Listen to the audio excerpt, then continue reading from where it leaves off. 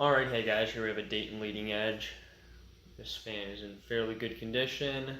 Almost seems like it's new out of the box. It was actually pretty dirty when I got it, so I had definitely seen some kind of commercial use. Maybe a garage, I don't exactly know. I didn't ask too much. But yeah, so this fan I think is from 1997, but I could be reading the tag wrong.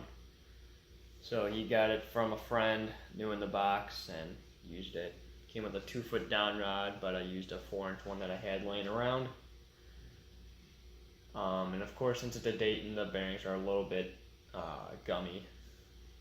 So, yeah.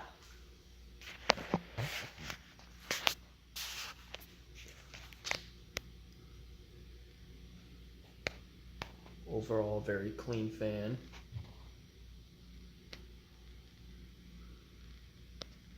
Tag on top of the motor. You can see that.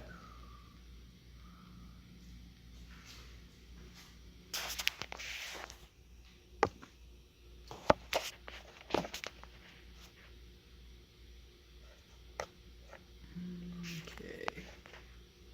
So for testing purposes, I am using a Casablanca 4-speed control. Start off on low.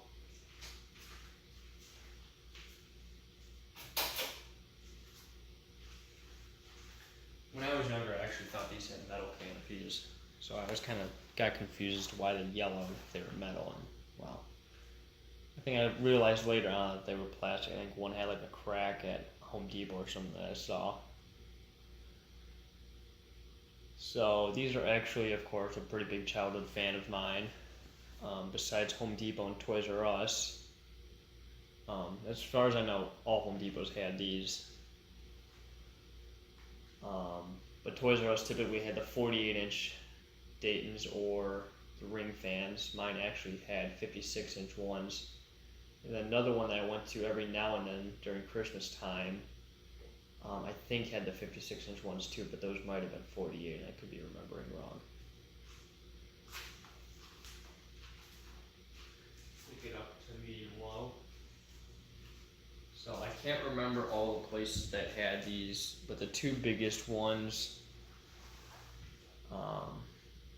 there was a Sonic in Eden, North Carolina that had two of these out on the patio, but it wasn't like the newer Sonic, it was in like an old style. I don't know if it was always a Sonic or what, but had two of these, just, on and on off switch, so I was a little disappointed to see that.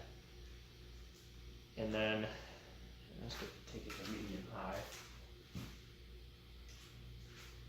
Then there was also a gas station in the same town, like it was right by my grandparents' old house. It had 4 of these throughout, probably on about the same length down rod. 3 of them throughout the actual store itself, and then there was one behind, like in the back on a separate control. The ones in the actual gas station ran actually about this low, and then the one in the back usually ran on a lower speed. So it was always a cool install to see.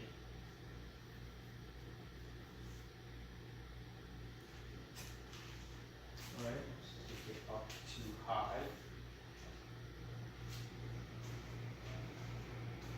So something I was actually a little surprised by is how quiet these are. I mean, the tats are obnoxiously loud, not only in solid state, but just the air noise that they make is just a lot louder than this for what you're really getting. This is a lot of wind noise. It's pretty quiet for the amount of air that you get from these. They're among the most powerful industrials, although of course they do have a tendency to fail.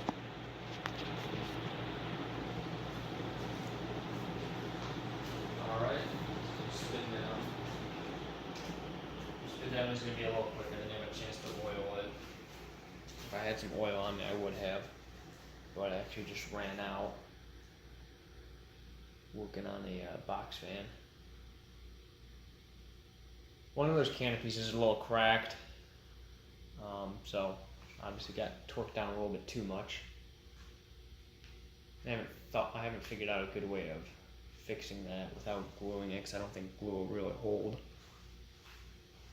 It is a little wobbly. One of the blades got a little tweaked, and I'm still kind of working that out.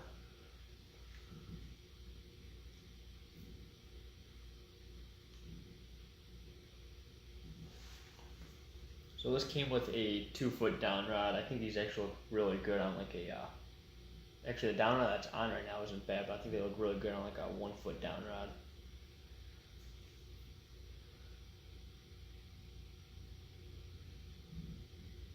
I don't know what these typically come with. I've seen them a lot with 1-foot down rods and a lot with 3-foot, so I don't know if they included both in the box or what.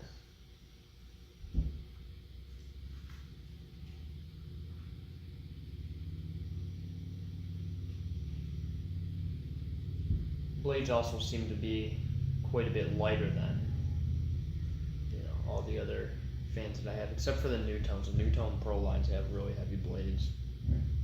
I think it's thicker steel. This steel's thinner. It's just rolled on the edges to give it a little bit more, make them a little more sturdy.